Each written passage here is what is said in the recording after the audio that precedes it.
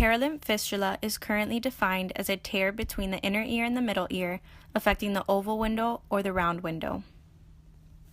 It is often accompanied by a combination of symptoms such as dizziness or disequilibrium, tinnitus, and hearing loss. Perilymph fistula was first believed to occur only after a stapedectomy, which is surgery of the middle ear. However, it has been discovered that it may arise without stapes surgery. Perilymph fistula can also occur after a trauma, and some believe it can occur spontaneously. After post-stapedectomy, trauma is the most common cause of perilymph fistula.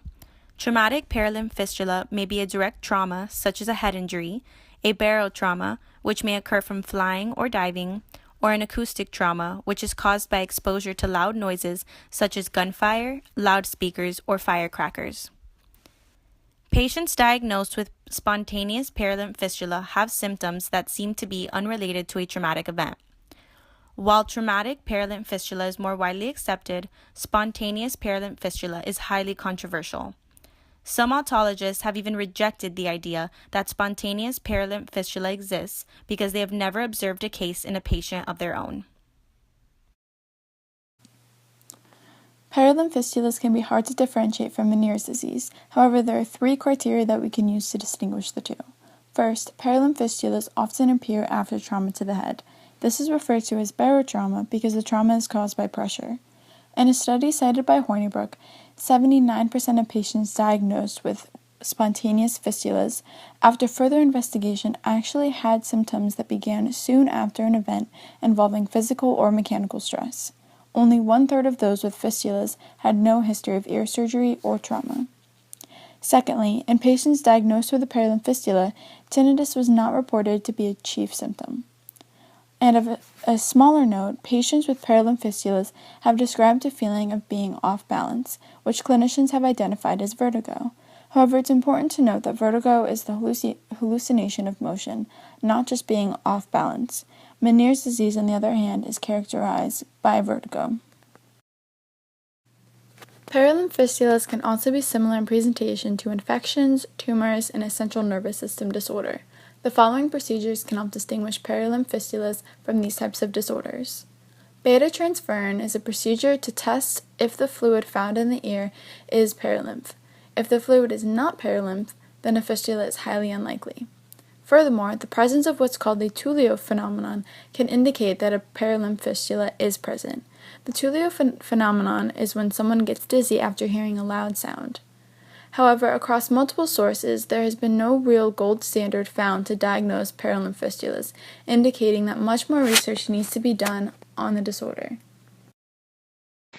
Perilymph fistula can be difficult to diagnose due to the fact that this disorder and Meniere's disease have similar symptoms. How the patient acquired the perilymph fistula also plays a role in the diagnosis, since it is more common for this disorder to show up after trauma rather than spontaneously. For this reason, a patient will typically undergo a combination of hearing and balance tests and a fistula test for a proper diagnosis.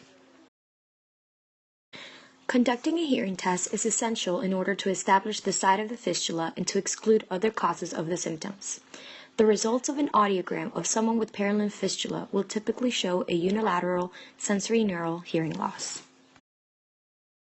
This audiogram shows a normal, sloping to severe, sensorineural hearing loss in the left ear. In this case, the perilymph fistula is present in the left ear. Balance tests like the ENG and the VNG both test the vestibular system by monitoring eye movements.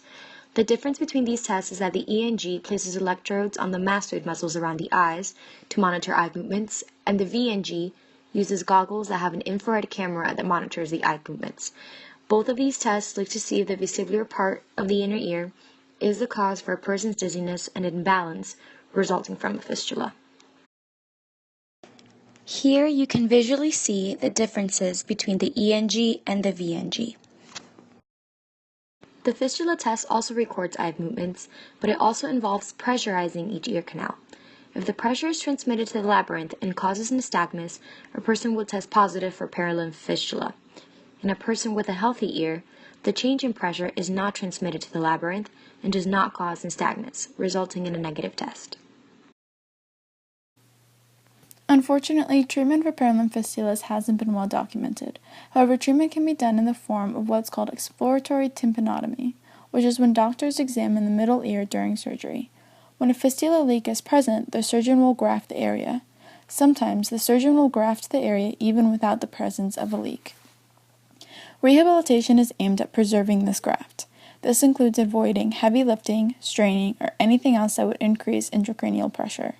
After surgery is completed, a follow-up audiogram is done at 6 weeks and then again at 6 months. About 5% of patients still have a mild hearing loss after 2 to 3 months post-surgery. However, this is usually resolved within 6 months. Vertigo is said to improve in most cases, and I want to mention again that identifying this off-balance symptom as being vertigo is controversial, so Meldrum and Princely were most likely referring to the feeling of being off-balance as improving.